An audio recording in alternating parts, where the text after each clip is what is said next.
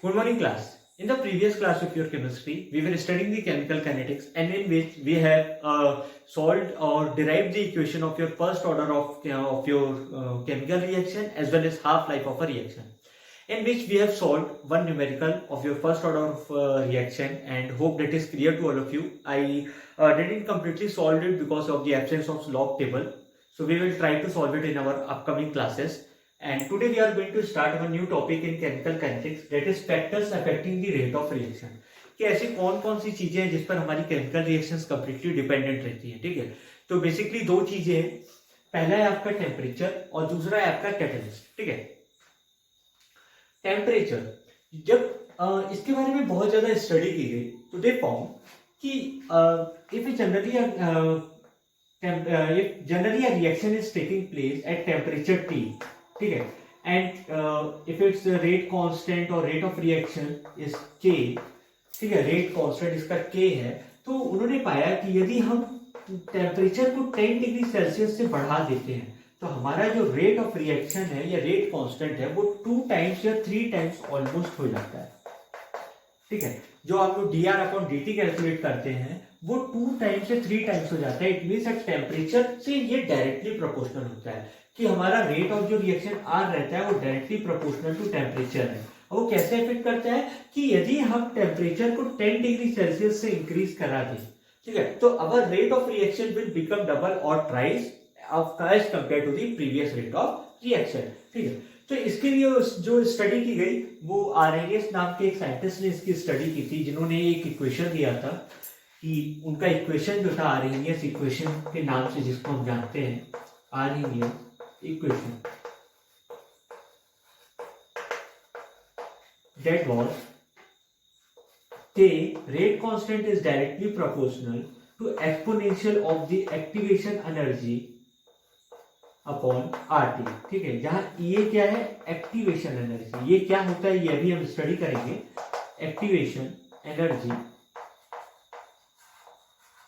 and proportional, as we know from the rules of mathematics that for removing the proportionality sign we have to add any constant, so that is K is equal to A e raised to the power minus A upon RT.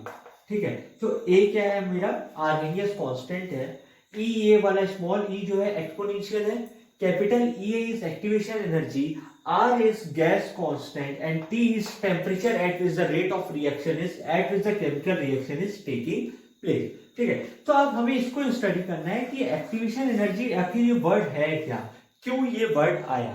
ठीक है, तो generally for studying this he found कि जब भी हम किसी reactant का reaction करवाते हैं, रिएक्टेंट मॉलिक्यूल जब भी किसी प्रोडक्ट में कन्वर्ट होता है, तो कोई भी रिएक्शन करवाने के लिए हमें एनर्जी प्रोवाइड करानी पड़ती है. ठीक है, बट उससे पहले क्या होता है, कंटिन्यूसली जो रिएक्टेंट मॉलिक्यूल्स होते हैं, अब हो सकता है कि वहां एक रिएक्टेंट हो, दो रिएक्टेंट हो, दो से ज्यादा या 3 रिएक्टेंट हो, 4 रिएक्टेंट हो, तो उसके मॉलिक्यूल्स आपस में क्या करते हैं, कोलाइड करते हैं. यानी उनके पास ऑलरेडी अपनी खुद की एक एनर्जी होती है. ठीक है, दे पॉसेस सम एनर्जी जिसकी वजह से वो आपस में क्या करते हैं, कोलाइड करते हैं. पर ये एनर्जी इतनी सफिशिएंट नहीं होती है कि वो उनको प्रोडक्ट में कन्वर्ट करवा सके. ठीक है, ये एनर्जी इतनी सफिशिएंट नहीं होती है. ये इनिशियल एनर्जी जो रहती है, इसको हम क्या बोलते हैं, इनिशियल एनर्जी दे पॉसेस. यानी उनको प्रोडक्ट में कन्वर्ट होने के लिए एक मिनिमम अमाउंट ऑफ एनर्जी की रिक्वायरमेंट होती है, या एक बैरियर रहता है जिसको वो क्रॉस करेंगे तभी वो प्रोडक्ट में कन्वर्ट होंगे, अदरवाइज वो प्रोडक्ट में कन्वर्ट नहीं होंगे. वो बैरियर को कैसे स्टडी किया जाता है, तो वो एक ग्राफ है, उस ग्राफ को थोड़ा समझते हैं. Arrhenius constructed a graph in such a way कि ये ऐसे, जैसे कि ये मेरे रिएक्टेंट मॉलिक्यूल है. ठीक है, ये एनर्जी ग्राफ है, ये रिएक्टेंट मॉलिक्यूल है. ठीक है, तो हर रिएक्टेंट मॉलिक्यूल्स की कुछ ना कुछ तो एनर्जी है, जीरो तो एनर्जी नहीं है. ठीक है, अब यहां से जो एनर्जी गैप आ रहा है ये, यानी हर रिएक्टेंट मॉलिक्यूल्स को ये बैरियर क्रॉस करना पड़ता है. इसको हम क्या बोलते हैं, energy barrier graph, energy barrier diagram या graph.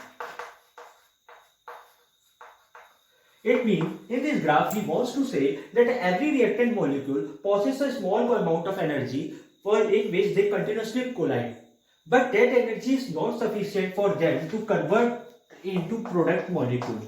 To get converted into a product molecule, they have to cross an energy barrier diagram. It means they have to cross this barrier. ठीक है, यानी कि अगर मान लीजिए जस्ट सपोज कोई cycle चलाते हुए यहां से जाएगा और वो उसी एनर्जी के साथ जाए जिस एनर्जी के साथ वो प्लेन रोड में चला रहा था, तो वो तो यहाँ कभी नहीं पहुंच पाएगा। ठीक है, उसको क्या करना पड़ेगा, एक्स्ट्रा एफर्ट्स लगाने पड़ेंगे, तभी जाकर के वो इसको क्रॉस कर पाएगा। ठीक है, जैसे ही वो यहां तक पहुंचा वो ऑटोमेटिकली डाउन आ जाएगा। ठीक है, तो इस मींस इसमें रिएक्टेंट मॉलिक्यूल्स को भी एक मिनिमम अमाउंट ऑफ एनर्जी की रिक्वायरमेंट होती है, यानी इनके पास इतनी एनर्जी तो है और कितनी एनर्जी चाहिए, कितनी एनर्जी, इस एनर्जी को हम लोग बोलते हैं एक्टिवेशन एनर्जी। क्या बोलते हैं, एक्टिवेशन एनर्जी, यानी ये मिनिमम एनर्जी उनको चाहिए ही चाहिए रिएक्टेंट में कन्वर्ट होने के लिए। अगर इतनी एनर्जी उनको नहीं मिली तो वो रिएक्टेंट में कभी भी कन्वर्ट नहीं होंगे। एंड इस पूरी एनर्जी को हम लोग थ्रेशोल्ड एनर्जी बोलते हैं। क्या बोलते हैं, threshold energy. So threshold energy is the sum of the activation energy and the energy possessed by the reactant molecules. ठीक है, तो once again Arrhenius told that if we construct an energy barrier graph, it means in which the reactant molecules have a small amount of energy already possessed by it naturally and they have to convert it to the product and they have to cross a barrier. ठीक है, उस barrier को cross करने के लिए उनको minimum amount of energy की requirement होती है, जिसको हम क्या बोलते हैं, एक्टिवेशन एनर्जी।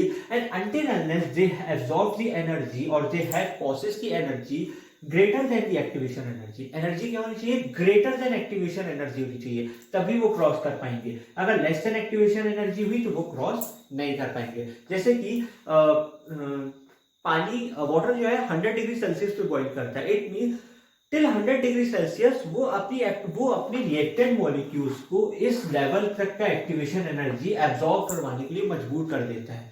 ठीक है, यानी वो उसके जो मॉलिक्यूल्स हैं जिनको एक्टिवेशन एनर्जी चाहिए थी वो 100 डिग्री सेल्सियस पे यहाँ तक पहुंच पाते हैं, तभी वो बॉयल होते हैं। अदरवाइज जो अगर मैं मान लो कि गैस थोड़ा सा चालू रख के बंद कर दो तो वाटर बॉयल होगा ही नहीं। इट मीन्स कि उसके मॉलिक्यूल्स को मैंने उतनी एक्टिवेशन एनर्जी प्रोवाइड नहीं करवाई थी। तो इस बेसिस पे उन्होंने इक्वेशन दिया था जो अभी अब मैंने आपको बताया। ठीक है, तो इक्वेशन क्या था, इक्वेशन वॉज आर्हेनियस इक्वेशन, जिसको हम बोलते हैं k is equal to a e raise to the power minus e upon RT। ठीक है, no taking log both the side, taking log both the side, तो इसको लिख सकता हूं log k is equal to log a plus log e raise to the power minus e upon RT। ठीक है, अब ये जो लॉग में दिया हूं ये नेचुरल लॉग है, लॉग बेस ही, ठीक है, नेचुरल लॉग है। तो log k is equal to log a, ये प्लस में इसलिए है क्योंकि ये a into e raise to the power minus e upon RT है, और लॉग m इंटू n जो होता है log m plus log n हो जाता है, तो इसलिए मैंने डायरेक्टली लिख दिया है। Log m raise to the power n is equal to n log n, तो ये यहाँ आ जाएगा minus e upon RT, and log base e raise to the power e is always equal to 1। तो यदि मैं इसका एक ग्राफ बनाऊं y is equal to mx plus c वाला, ठीक है, इसको यदि मैं इससे कंपेयर करूं y is equal to mx plus c, तो यहाँ मेरा वेरिएबल क्या है, टेम्परेचर, 1 अपॉन t क्या है, वेरिएबल है, r तो गैस कांस्टेंट है, इंटरसेप्ट क्या है मेरा लॉग है, रेट कांस्टेंट तो बदल रहा है, टेम्परेचर के साथ साथ क्या होता है, चेंज होता है, तो इसलिए ये y हो गया। तो हमको एक ग्राफ मिलता है जो कि इस तरीके का रहता है।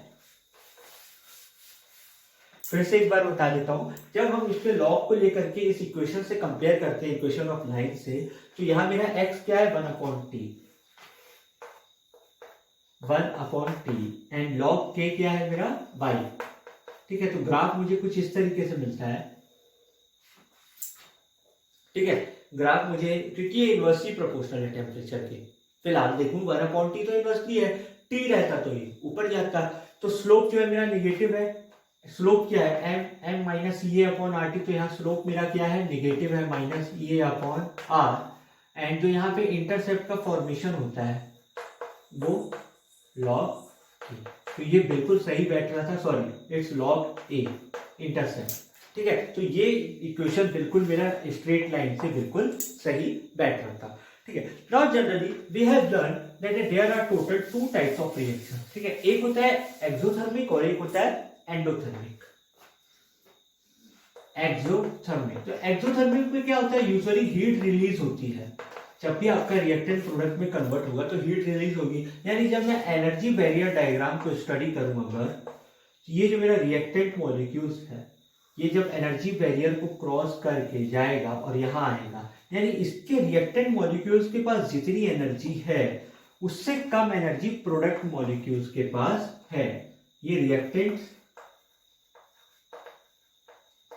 इतनी एनर्जी जो मिनिमम चाहिए वो मेरी एक्टिवेशन एनर्जी, ये एंड ये प्रोडक्ट। तो एक्सोथर्मिक के लिए ग्राफ जो रहेगा वो ऐसे बनेगा, यानी एनर्जी बैरियर डायग्राम आपका ऐसे रहेगा। क्यों? क्योंकि प्रोडक्ट यहाँ पे आते आते हीट रिलीज हो रही है, यहाँ से तो मैंने हीट गेन करवाई, प्रोडक्ट तक आते आते वो हीट रिलीज करेगा, तो उसका जो अमाउंट ऑफ एनर्जी उसके पास रहेगी वो प्रोडक्ट से रिएक्टेंट से कम रहेगी। इसलिए एक्सोथर्मिक में ग्राफ डाउनवर्ड जाता है, यानी इस तरफ का ग्राफ डाउनवर्ड जाएगा। तो ये किसके लिए? एक्सोथर्मिक के लिए। इन द केस यदि आपको पहले वाला ग्राफ क्लियर नहीं है तो मैं फिर से बता दूं, इस ग्राफ के थ्रू उन्होंने ये बताना चाहा कि रिएक्टेंट मॉलिक्यूल्स के पास एक मिनिमम अमाउंट ऑफ एनर्जी, एक छोटी amount of quantity of energy रहती है, जिसकी वजह से वो सडनली क्या करती है, कोलिजन करती रहती है कंटिन्यूअसली। बट वो कोलिजन इतना इफेक्टिव नहीं होता है कि वो उसको प्रोडक्ट में कन्वर्ट करवा सके। ठीक है, तो they require a minimum amount of energy and we have to cross this barrier. वहां तक पहुंचने के लिए, अपनी मंजिल तक पहुंचने के लिए उनको ये बैरियर क्रॉस करना है। तो वो मिनिमम एनर्जी को हम क्या बोलते हैं? Activation energy. जितनी एनर्जी उनको चाहिए ही चाहिए तभी वो रिएक्टेंट में कन्वर्ट होंगे। अब बात करते हैं एंडोथर्मिक के लिए। ठीक है, कि एंडोथर्मिक रिएक्शन में कैसे होता है। तो एंडोथर्मिक में क्या रहता है कि प्रोडक्ट का पास जो एनर्जी रहती है वो रिएक्टेंट्स के कंपैरिजन में ज्यादा रहती है, यानी यहाँ पे हीट गेन होता है। तो इनका जो डायग्राम रहेगा वो ऐसे रहेगा, क्योंकि अब रिएक्टेंट के पास जो एनर्जी है प्रोडक्ट के पास ज्यादा है, रिएक्टेंट के पास कम है और प्रोडक्ट के पास ज्यादा है, और मेरा एक्टिवेशन एनर्जी वही रहेगा ये। ठीक है, तो एंडोथर्मिक के केस में ऐसा ग्राफ बनता है। तो आप लोगों को इसमें कंफ्यूज नहीं होना है कि एक में ऊपर है और एक में नीचे है, क्यों है, तो ये आपको अब वो क्लियर होगा। ठीक है, नाउ जस्ट सपोज कि मैंने कोई रिएक्शन को टेम्परेचर T पे कराया, T1 पे कराया, तो उसका रेट कांस्टेंट जो है वो K1 है, एंड उसी रिएक्शन को मैंने टेम्परेचर T2 पे करवाया तो उसका रेट कांस्टेंट K2 है। तो for a reaction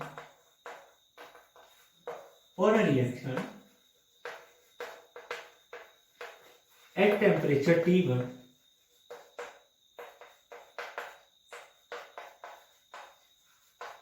rate constant is K1 and at temperature T2 rate constant is K2। ठीक है, तो फ्रॉम आर्हेनियस इक्वेशन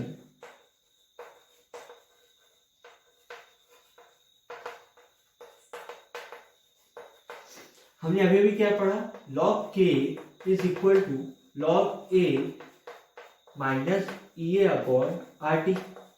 अब मैंने कह दिया कि मैं जब टेम्परेचर T1 लिया हूं उस वक्त मेरा रेट ऑफ कांस्टेंट क्या है, K1 है, तो मैं लिख सकता हूं log K1 is equal to log A minus EA upon R T1, क्योंकि उस वक्त टेम्परेचर क्या है, T1 है। ठीक है, नाउ सिमिलरली T2 के लिए K2 है तो उसको भी लिख देते हैं, आप लोग इसको नोट डाउन करते जाइएगा। अगेन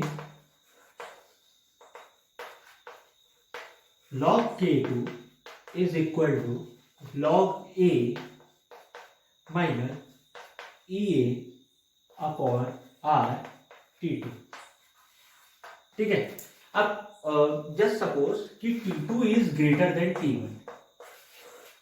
ठीक है, मेरा जो टेम्परेचर T2 है वो T1 से ग्रेटर देन है, तो मैं क्या कर सकता हूँ, इक्वेशन 2 और यहाँ आप ऑब्वियस सी बात है, अगर मेरा T2 ग्रेटर देन है तो इट मीन्स इसकी वैल्यू छोटी आएगी, तो ओवरऑल K2 की वैल्यू क्या आएगी, बड़ी आएगी। एंड T1 अगर छोटा है तो इसकी वैल्यू बड़ी आएगी, ओवरऑल K1 की वैल्यू क्या हो जाएगी, कम हो जाएगी। It means subtracting equation 2 from equation 1, equation 2 minus equation 1, ठीक है। सो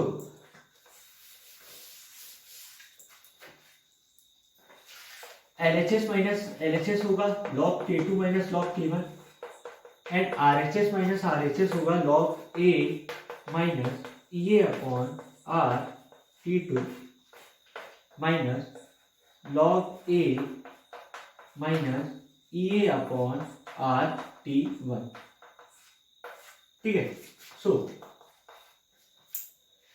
log m minus log n, ठीक है, आप लोगों को log के फॉर्मूले में क्लियर कर देता हूँ। log m divided by n जो होता है वो log m minus log n होता है, ठीक है। एंड log mn जो होता है वो log m plus log n होता है। तो log m minus log n है, log K2 माइनस K1 है, तो उसको क्या से लिख सकता हूँ, log K2 upon K1। So log K2 upon K1 is equal to, अब यहां देखिएगा अगर मैं ब्रैकेट ओपन करूं तो ये log A minus log A हो जाएगा, तो ये दोनों कट जाएगा। यहाँ माइनस माइनस प्लस हो जाएगा, तो EA अपॉन RT1 पहले आ जाएगा एंड यहाँ माइनस EA अपॉन RT2 हो जाएगा, ठीक है। दोनों में से EA अपॉन R कॉमन, तो यहाँ पे लिख सकता हूं log K2 upon K1 E upon R common, तो अंदर क्या बचा, 1 upon T1 minus 1 upon T2। तो हम लोग इस इक्वेशन का जनरली यूज करते हैं क्वेश्चंस को सॉल्व करने के लिए। कई बार एक्टिवेशन एनर्जी कैलकुलेट करने के लिए भी हम यूज करते हैं, या फिर टेम्परेचर कैलकुलेट करने के लिए भी कर सकते हैं, या फिर रेट कांस्टेंट। R तो हमेशा हमारा कांस्टेंट रहेगा 8.314, ठीक है। वो जनरली हो सकता है कि R की एक और वैल्यू भी यूज कर सकता है जो आपको न्यूमेरिकल में प्रोवाइड की जाएगी, अदरवाइज आपको R की वैल्यू 8.314 ही यूज करनी है। एंड इस इक्वेशन का हम यूज करते हैं फॉर सॉल्विंग दी न्यूमेरिकल्स, ठीक है, जिसको हम नेक्स्ट क्लास में सॉल्व करेंगे, क्योंकि अभी न्यूमेरिकल्स आप लोगों के लिए थोड़ा बोरिंग हो जाएगा, क्योंकि लेंथी भी रहता है इसका न्यूमेरिकल सॉल्व करना।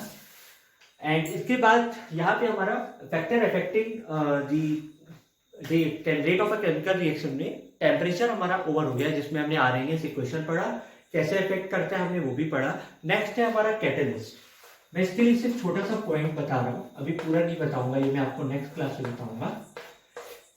कैटलिस्ट एक ऐसा सब्सटेंस होता है जो रिएक्शन में पार्टिसिपेट तो करता है पर खुद रिएक्ट नहीं करता है, ठीक है। मींस कैटलिस्ट जैसा जाएगा वैसे ही आपको बाईपास में वो मिल जाता है, ठीक है। तो अब कैटलिस्ट दो प्रकार के होते हैं, एक होता है पॉजिटिव कैटलिस्ट और एक होता है निगेटिव, ठीक है। पॉजिटिव को हम प्रमोटर भी बोलते हैं, ठीक है, एंड निगेटिव को हम पॉइजन भी बोलते हैं। तो पॉजिटिव कैटलिस्ट वो होते हैं जो आपके रेट को और ज्यादा फास्ट करता है, ठीक है, इजी वे पे करता है, प्रमोट करता है। और निगेटिव कैटलिस्ट वो होता है जो आपके रेट ऑफ रिएक्शन को स्लो करता है, यानी केमिकल रिएक्शन को स्लो डाउन करता है, यानी आपको जल्दी से प्रोडक्ट नहीं मिलेगा। तो इसी बेसिस पे इनके फंक्शंस रहते हैं। इसमें जैसे अमोनिया की प्रिपरेशन में जो हम यूज करते हैं हैवस प्रोसेस में, तो उस दौरान जिस I don't remember exactly the name of that catalyst, but उस दौरान जिस कैटलिस्ट का यूज करते हैं वो प्रमोटर की तरह एक्ट करता है। तो कैटलिस्ट कैसे किसी केमिकल रिएक्शन में हेल्पफुल रहता है, इसको हम नेक्स्ट क्लास में स्टडी करेंगे कि कैटलिस्ट कैसे एक्टिवेशन एनर्जी को अप डाउन करता है एंड कैसे वो पार्टिसिपेट करता है। एंड इसके बाद हमारा जो लास्ट टॉपिक रहेगा वो है collision theory, collision theory. And उसके बाद फाइनली हमारा ये चैप्टर कंप्लीट हो जाएगा। तो होपफुली इस वीक आपका ये चैप्टर कंप्लीट हो जाना चाहिए। And if you have any doubt you can ask me, but please make the notes of this also and try to solve the examples of your textbook, ठीक है। आप exercise तो अभी नहीं लगाइए, लेकिन एग्जाम्पल्स आप लगाते चलिए, क्योंकि फॉर्मूला मैंने आपको बता दिया है, बस आपको डायरेक्टली वैल्यूज पुट करके आपको सॉल्व करना है, ठीक है। And if you have any doubt you can ask me directly and take care of you.